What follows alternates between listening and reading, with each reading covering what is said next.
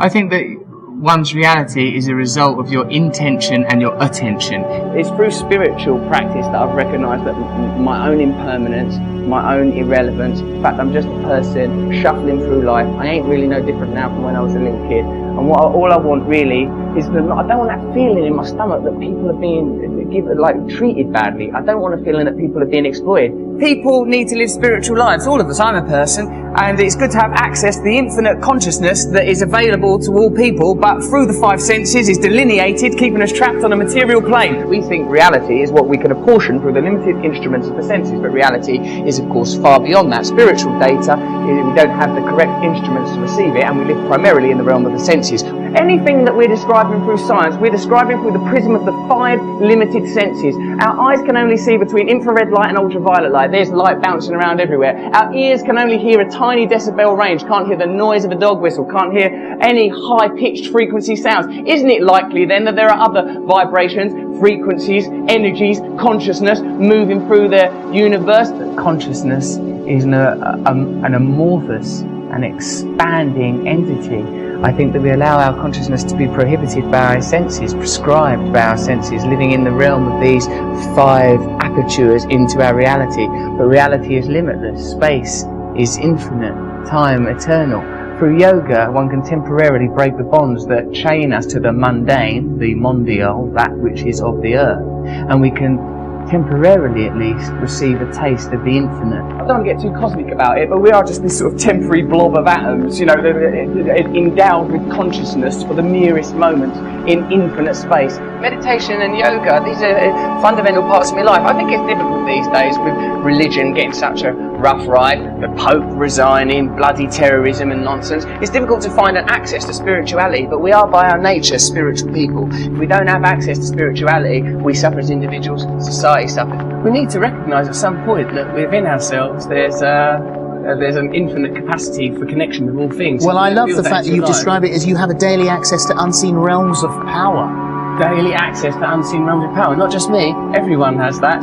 For me, what I've discovered is that transcendental meditation is useful to me, not because of a unique set of circumstances, not because of my formerly secret brilliance, no, but because I am a human being, and it is applicable to all human beings. And what's really good about that is literally everyone in this room is one. What I say is that we're basically alright human beings. Whenever there's a disaster or an accident, people's impulse is to help one another. So I'm thinking anyone that galvanises people, brings people together and points us to the better aspects of our nature and help us to overcome our basic things like fear and desire, I think these people are worthy heroes, rather than the heroes that are nominated today, heroes that are low vibrational frequency that make us concentrate on daft stuff. So like they want you to be talking about Justin Bieber, they want you to be talking about twerking, they don't want you talking about fracking, they want you talking about twerking. They want to get on with their job. Shut your fucking mouths and watch this shit, you fucking morons. And I know, because I've been part of the charade. But, I'm awake now. Look beyond the superficial. That's the problem with current affairs. You forget about what's important. You allow the agenda to be decided by superficial information. What am I saying? What am I talking about? Don't think about what I'm wearing. These things are redundant and superficial. And I don't think that we should be continuing to propagate the idea that famous people are magical and special, because it makes people feel that their lives ain't no good. And I don't think we should be living in that kind of fearful paradigm. It's that. I'm like a vegetarian. I believe we're all equal. I ain't got the right to kill. I don't kill. Like, say a fly comes in my house, I tolerate that little arsehole.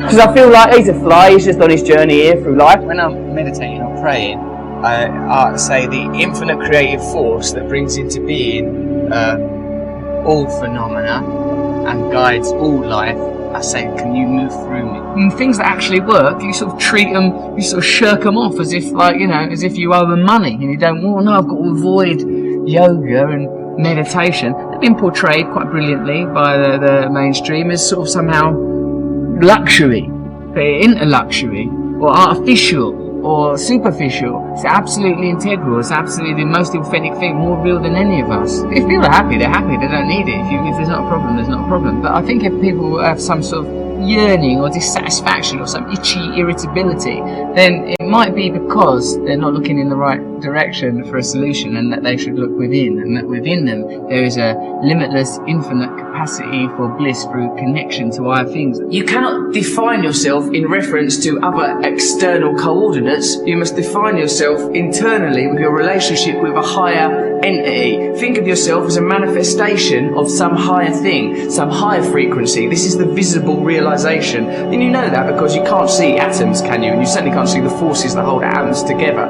There, in the micro quantum world, Richard, lie the answers to everything. We can't understand it with our logical, rational minds, but we feel it intuitively. Get yourself in alignment with that stuff and you beam like the sun. The dead human ape has fulfilled its potential. The dead human ape has not evolved for the last 10,000 years. These are the achievements of the dead human ape. Now we must transform, become enlightened, so that we can access the next realm of consciousness necessary for our evolution.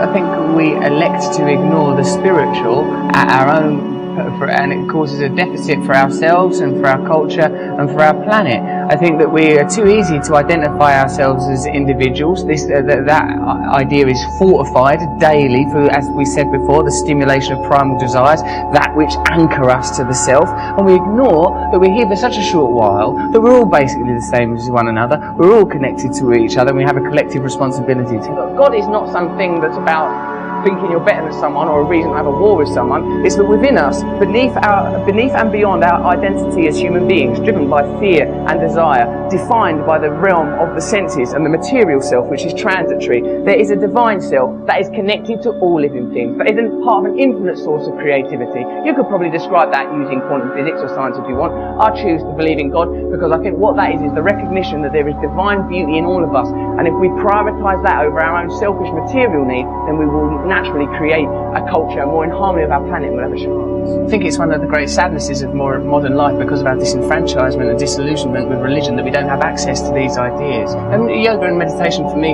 is a way in the secular world of accessing very, very beautiful principles that will perhaps make us happier at a time when people feel disillusioned with the economy, concerned about the ecology, worried with politicians, don't trust what they're being told on television. We've got to let go of temporary, transient ideas like individualism. The nature of monotheistic faiths, these dead desert religions, is to encode us with the idea that individualism is more important than paganism, ideologies that integrally relate us to the earth, so that we know that we are integrally, indefatigably related to our environment, and we live in the service of our environment, because self is a temporal illusion.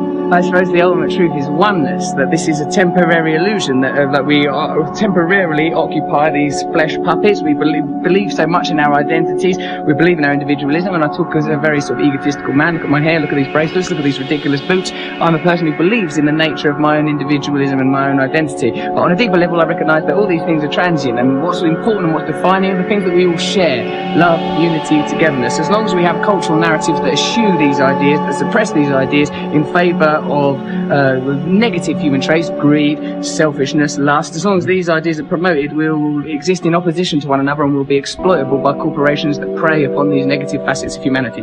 The line between good and evil runs not between cultures, religions or creeds, but through every human heart. So I recognise in myself the capacity for selfishness, for lustfulness, for egotism, and because I recognise these qualities in myself, I would prefer a culture that didn't celebrate, exacerbate, stimulate the most negative aspects of our species, inculcate them, reward them financially, till we get to a kind of a cultural hysteria where we're destroying the planet. The reality is there is one planet, there is a certain amount of people on the planet, there are a certain amount of resources on the planet. None of them things are going to last forever, so we need systems in place that acknowledge the reality, not systems that benefit elites, but systems that acknowledge the reality.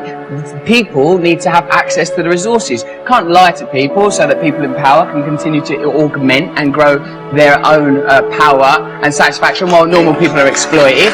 We need systems that get the resources to the people while respecting the planet. Any system that's detrimental to the planet or detrimental to the people because it helps one or two bods, fuck it off. We're allowed to do that, you know. We are creatures on the planet. We are mammals. Look at the faces of the people that we're being asked to vote for as leaders. Look at them. Look at them. Feel it in your heart. That ain't who's meant to be leading us.